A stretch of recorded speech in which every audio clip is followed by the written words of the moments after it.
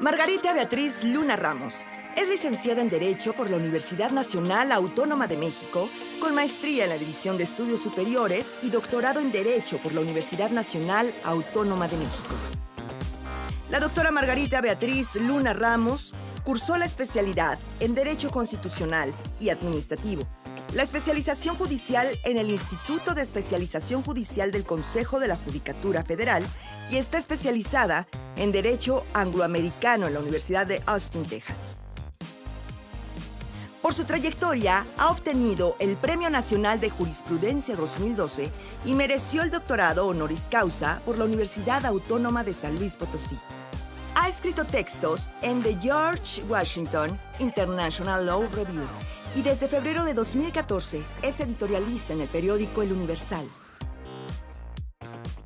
Es miembro del número de la Academia Mexicana de Ciencias Políticas y académica honoraria de la Academia Mexicana de Derecho Fiscal. Fue oficial judicial y secretaria proyectista en el Juzgado Cuarto de Distrito en materia administrativa en el Distrito Federal, entre otros cargos de importancia.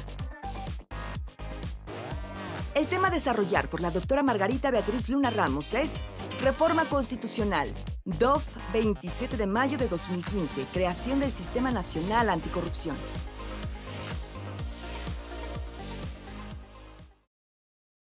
Hola a todas y todos, es un placer estar con ustedes el día de hoy para platicar acerca de este programa de capacitación del Sistema Nacional Anticorrupción. Es un honor para mí grabar la primera conferencia en la que haremos referencia a la reforma constitucional. Como todos ustedes saben, el problema de la corrupción no es un problema privativo de un país en especial, es un problema que se ha visto a lo largo de toda la historia de la humanidad, un problema que ha generado una serie de situaciones en las sociedades en las que se distorsiona realmente el sentido social y sobre todo el afán de poder lograr un gobierno adecuado y una comunidad igualitaria. El sistema anticorrupción que en México acaba prácticamente de estrenarse y todavía se está instalando en materia federal y en algunos estados de la República,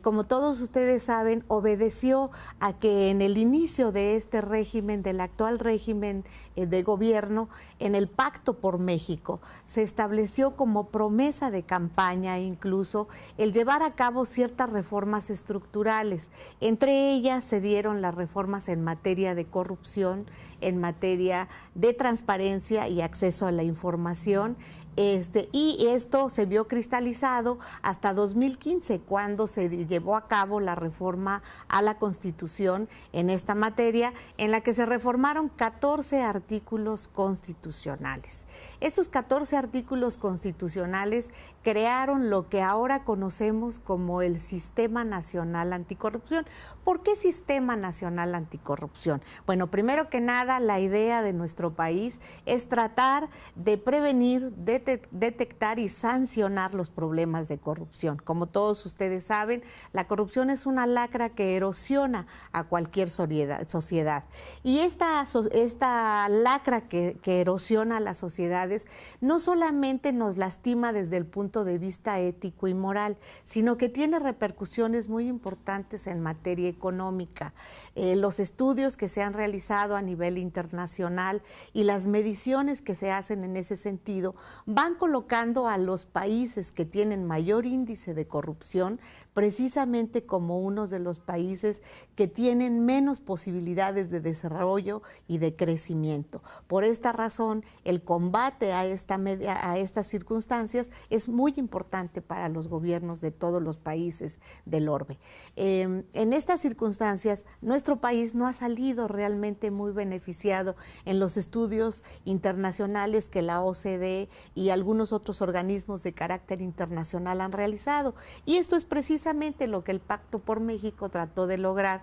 a través de esta reforma constitucional que ahora está cristalizándose con su implementación. Le decía que se reformaron 14 artículos constitucionales para dar cabida al Sistema Nacional Anticorrupción. ¿Por qué Sistema Nacional Anticorrupción? Se llama Sistema Nacional Anticorrupción porque de alguna manera aglutina a todas las dependencias federales, locales, pero también a todos los poderes, a los 3 poderes que integran la Unión del Estado mexicano, así como a los organismos públicos descentralizados y también a los organismos constitucionales autónomos. Es decir, la idea fundamental es que en el Sistema Nacional Anticorrupción nos involucramos todos. Y la novedad más grande de esta reforma constitucional ha sido precisamente el que se ha involucrado a la sociedad civil.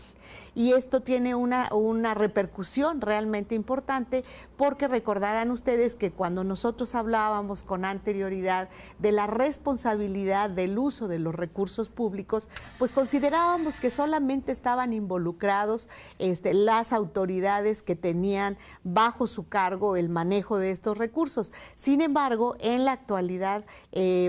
con posterioridad hubo una reforma al artículo constitucional correspondiente en la que también se sancionaban a aquellos particulares que de alguna manera ejercían estos recursos públicos. Pero ahora hay una novedad todavía más grande porque la idea fundamental es que aquellos particulares que intervienen no solamente en el uso de recursos públicos porque estén destinados para que ellos los ejerzan y los manejen, sino que a través de contratos de obra pública llegan a tener la posibilidad de tener que celebrar un contrato con alguna dependencia gubernamental, pues si no es llevado a cabo en los términos establecidos por las leyes correspondientes, bueno, pues también pueden incurrir en responsabilidad y ser sancionados. Es decir, este Sistema Nacional Anticorrupción involucra a toda la sociedad mexicana, así como a todas las autoridades federales y locales que en ella participan. La idea fundamental de este Sistema Nacional Anticorrupción, pues surgió, les decía, primero de la reforma constitucional. Con posterioridad a esta reforma constitucional se estableció un año para que el Congreso Federal llevara a cabo las reformas legales correspondientes para poder implementarlo. Esto surge en 2015 y un año después, se establece primero la Ley General Anticorrupción, que es la que de alguna manera implementa esta reforma distribuyendo competencias tanto a la Federación como a los estados y a los municipios, y por supuesto también se crea no solamente la Ley General Anticorrupción, sino la Ley General de Responsabilidad de los Servidores Públicos y la Ley General de Auditoría Fiscal. Así también se reforman algunas otras legislaciones, como son precisamente la Ley Orgánica del Tribunal Federal de Justicia Administrativa. Recordarán ustedes que antes hablábamos del Tribunal Federal de Justicia Fiscal y Administrativa. A través de esta reforma cambia de denominación precisamente porque amplía su competencia en materia administrativa y se convierte en el Tribunal Federal de Justicia Administrativa, creándose también como un órgano importante en materia de impartición de justicia en el sistema anticorrupción. Se reforma también la Ley Orgánica de la Procuraduría General de la República, porque aquí vamos a ver también una figura muy importante que es el fiscal anticorrupción, el fiscal general anticorrupción. Bueno, pues en esta serie de legislaciones que establece el Congreso Federal, precisamente para implementar la reforma constitucional, tiene también otra parte muy importante, que es que los estados de la República vayan implementando sus legislaciones locales de tal manera que se adecuen y se adapten a la reforma constitucional para hacer coherente este sistema en el que participan también los congresos locales y desde luego todas las autoridades locales involucradas con esta situación. La idea fundamental, decíamos, del sistema anticorrupción es prevenir, detectar y sancionar los problemas de corrupción en nuestro país. Este sistema se maneja con dos coordinaciones muy importantes. Una coordinación que se da a nivel autoridades, donde participan en primer lugar, desde luego, como parte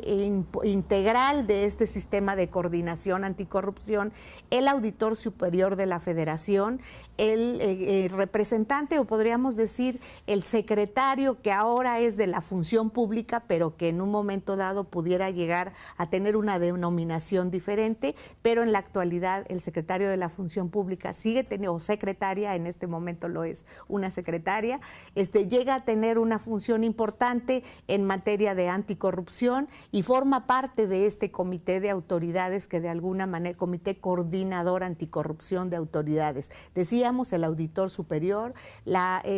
secretaria o el secretario de la secretaría encargada de la función pública o su equivalente, desde luego el fiscal federal, pero a través de la Fiscalía Anticorrupción, el presidente del Tribunal Federal de Justicia Administrativa, un representante del Consejo de la Judicatura Federal, desde luego también el presidente del Instituto de Transparencia y Acceso a la Información Pública. La idea fundamental es que se crea una coordinación de autoridades que de alguna forma están involucradas con la aplicación de las leyes anticorrupción. Pero también hay otra parte importante, se crea otra coordinación ciudadana, una coordinación de personas que se toman y se extraen de la sociedad civil. Una coordinación que se nombra de 5 ciudadanos respetables, reconocidos, que de alguna manera han estado involucrados con la transparencia, el acceso a la información y que tienen desde luego una respetabilidad en la sociedad civil. Son 4 los ejes fundamentales que rigen el sistema anticorrupción. Estos 4 ejes fundamentales es importante tomar en consideración que son los principios que rigen fundamentalmente el sistema. El primero de ellos es el sistema de control interno. El sistema de control interno está referido de manera específica al Auditor Superior de la Federación. El Auditor Superior de la Federación, recordarán ustedes, que es una autoridad que siempre ha estado involucrada precisamente con el estar al pendiente de que el ejercicio de los recursos públicos se lleve a cabo de manera legal, ordenada y correcta. Pero tiene como función, recordarán también, fundamental la revisión de la cuenta pública,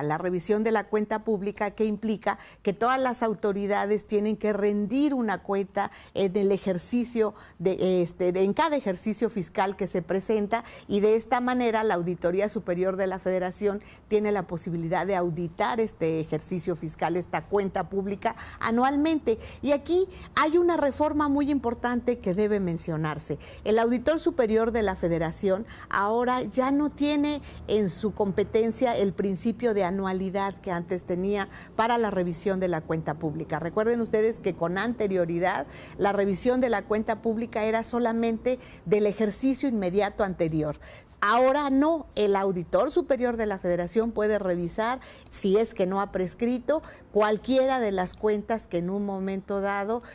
tenga el ejercicio de recursos públicos por parte de las autoridades del Estado. Entonces se rompe el principio de anualidad que antes tenía como competencia este servidor público. Y algo también que a mí me parece muy importante es la posibilidad de juzgar que en el caso de que existan ciertos empréstitos, estos se den dentro de los cánones que establece la legislación, precisamente para no comprometer estos dineros públicos más allá de los periodos que dura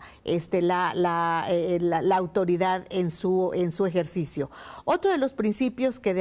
y esto por supuesto a nivel local se replica de una manera muy importante, porque como todos ustedes han estado enterados, es muy común que algunos estados de la República hayan tenido un endeudamiento muy importante que rebasa con mucho los 6 años de gobierno que le corresponden a un gobernador. Entonces, esto es algo que realmente implica una novedad dentro de este sistema y que, por supuesto, es muy importante para fiscalizar estos recursos públicos. Otro de los principios es el de fiscalización, el principio de control interno, perdón, al que me refería ahorita es el que está referido a la fiscalización de los recursos públicos. El de control interno está referido a todos aquellos órganos de control que ahora dependen de la Secretaría de la Función Pública y que existen en cada una de las dependencias del Ejecutivo Federal. Este principio de control interno genera la posibilidad de que todas estas personas que dependen de la Secretaría de la Función Pública son las encargadas en un momento dado de poder establecer cualquier problema de responsabilidades que se presente por un funcionario en cualquier dependencia federal y en su caso replicar esto en los gobiernos de los estados. Pero la razón fundamental de esto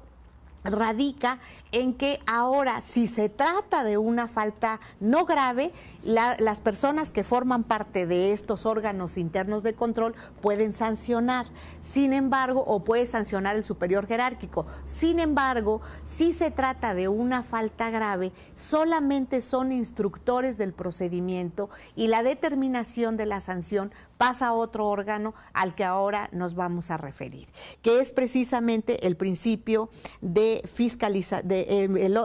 es el principio de justicia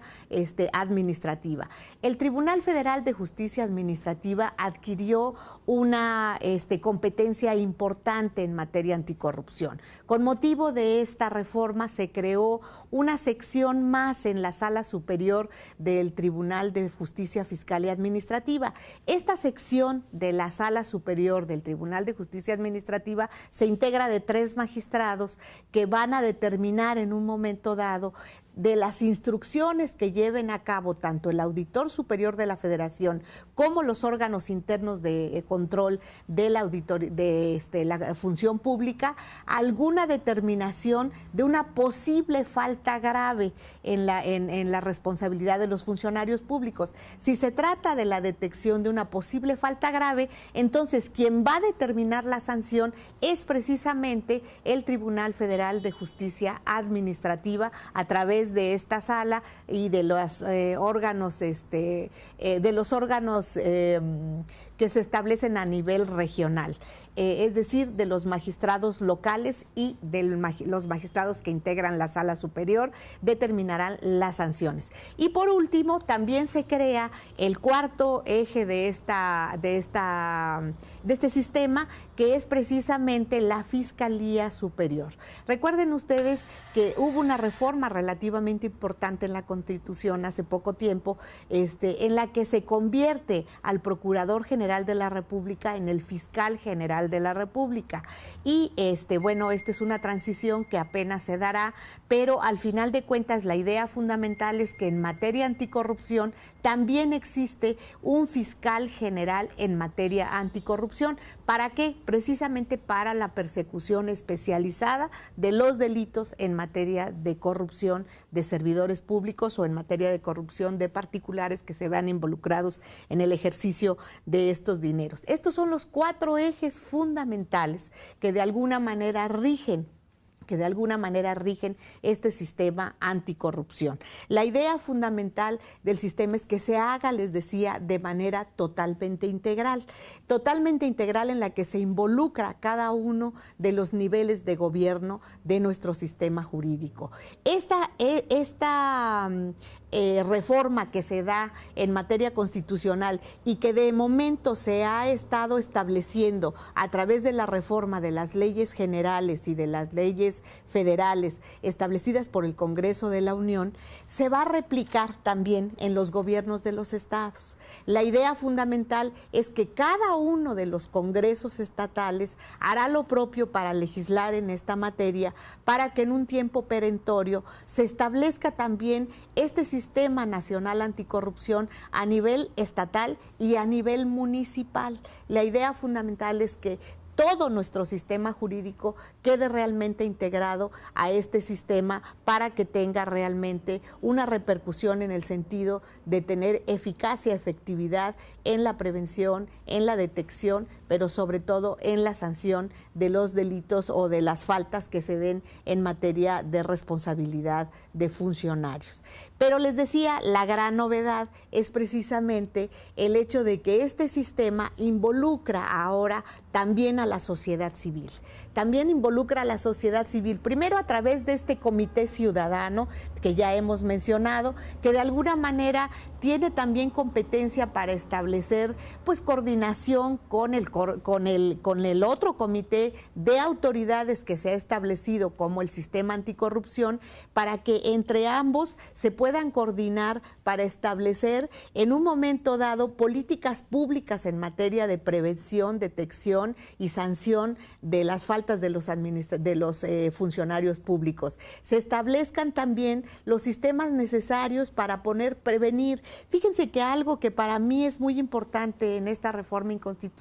constitucional es precisamente el establecer no solamente la detección y la sanción de las faltas de los funcionarios públicos, sino la prevención. Esto es una novedad que se está estableciendo en esta reforma constitucional, y precisamente las políticas públicas que se determinan a través de las dos coordinaciones, tanto la de autoridades como la de ciudadanos, tiende precisamente a determinar acciones para poder prevenir los problemas de corrupción. El involucramiento de la sociedad es algo totalmente novedoso que en otros sistemas todavía no se ha llegado a implementar, pero que el involucrar a la sociedad de alguna manera va a tomar conciencia precisamente sobre la actuación de sus servidores públicos y sobre todo, no solo conciencia sobre la actuación, sino la facultad de denuncia, de detección y de proposición de soluciones para los problemas de corrupción.